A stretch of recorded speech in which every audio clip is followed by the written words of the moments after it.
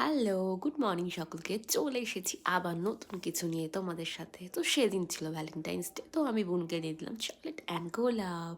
তার আগে বলো তো সকলে তোমরা কেমন আছো? আর সকলকে ভ্যালেন্টাইন্স ডে অনেক অনেক ভালোবাসা। তো তারপরে আমি আমার গোপুসোনাকে চকলেট আর গোলাপ দিয়ে দিলাম। আর সেদিন আমিও পেয়ে গেছিলাম অনেক অনেক চিপস, চকলেট অ্যান্ড রোজেস। বেশ কিছুদিন হলো তোমার সাথে অনেক কিছু শেয়ার করা হয় না। তো এবার থেকে আমি কন্টিনিউ ভ্লগ দিতে থাকবো। আর লাইক, শেয়ার অ্যান্ড সাবস্ক্রাইব করতে একদম ভুলো না। আর আমার এই ভ্লগগুলো কেমন লাগছে কমেন্টে লিখে জানাতে। আর তোমাদের এই দিনটা কেমন কাটলো কমেন্টে লিখে জানিও আমাকে, কেমন?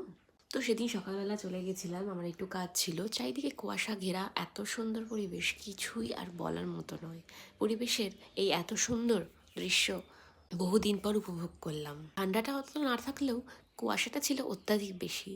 সত্যি কথা বলতে ঠান্ডা লাগলেও সকালবেলা এই সময়টা মানে বেরোতে আমার ভীষণ ভালো লাগে। তোমাদের কার কাদের কাদের এই টাইমটাই বেরোতে ভালো লাগে কমেন্টে লিখে জানিও। দেখো এত কুয়াশা তবুও কিন্তু এই মানুষগুলো মাঠে কাজ করছে।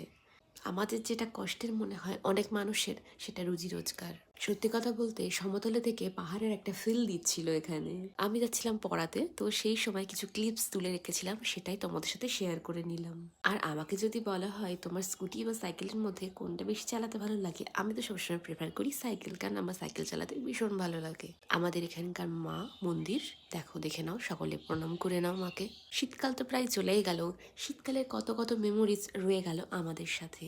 এই কুয়াশাকে ঘেরা চারিদিক আমরা তো চাইলেও গরমকালে আর দেখতে পারবো না। তাই প্রতিটা প্রকৃতিরই আলাদা আলাদা রূপ থাকে, যেগুলো আমরা সবসময় লক্ষ্য করে থাকি। শীতকালে এমন একটা রূপ, গরমকালে এমন একটা রূপ। তো চলো, অনেক বকবক হয়ে গেল, আরও কিছু ক্লিপস তোমাদের সাথে শেয়ার করে নিই।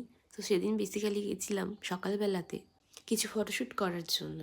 এটা ছিল আমার এক বান্ধবীর বাড়ি, তো সেখানেই আমি গেছিলাম। খুব সুন্দর এই জায়গাটা, ওদেরই বাগান বাড়ি। এত সুন্দর বলার মতো না। বাড়ির ভিতরেই এত সুন্দর একটা পরিবেশ, যেখানে সমস্ত প্লেসই প্রায় ফটোজেনেটিক। আর এই শাড়িটা আমি নতুন বানিয়েছিলাম, কেমন লাগছে জানিও। শাড়ি পরতে আমার বেশ ভালোই লাগে, আর তার সাথে ম্যাচিং সব কিছুই ছিল। এরকম নীল রঙের শাড়ি আমার তো পরতে ভীষণ ভীষণ ভালো লাগে।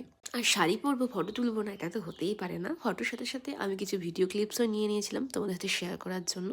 তো সকলে খুব খুব খুব ভালো থেকো, সুস্থ থেকো, সাবধানে থেকো। আর আমাকে সাবস্ক্রাইব করে রেখো। আমি নিয়মিত ব্লগ দেওয়ার চেষ্টা করব।